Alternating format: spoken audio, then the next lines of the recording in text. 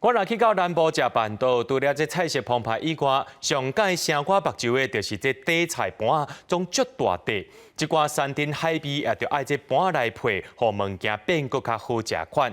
最近伫咧英国的飞亚博物馆，就当咧举办一项展览，就是伫咧小解各种年代办桌的碗盘。这毋但看到这受飞亚技术有进步以外，也会当看到咱台湾食食文化改变。这两个合作伙，就是富贵圆满的意思。桌顶每一块碗盘，毋但金细细，色水阁真显目。这是英国飞亚博物馆，当咧以办桌为主题，举办飞亚碗盘的展览。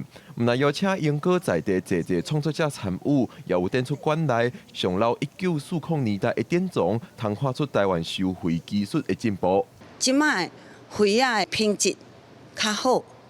啊，古早伊的烧法是用四角窑，伊烧的毋是即摆的雅士窑，嘿，因为烧法无共。因为咱迄个技术愈来愈好，咱爱是安怎保养较好的，迄个即款产盘来互看。原本的迄款办桌来讲，因就是希望讲我即个物件是量产的，啊出的，啊若无想讲破无要紧。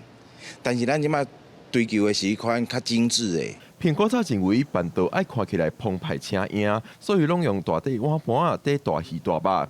现代人一直是西化、个人化，碗盘拢变较简单、典雅。为飞亚碗盘的风格，也通看出台湾人的食食变化。例如说，我们有比较深盘的，它就会装一些是勾芡的，或者是有一些羹汤类的。所以看到这些餐盘，其实它可以联想的东西是很多。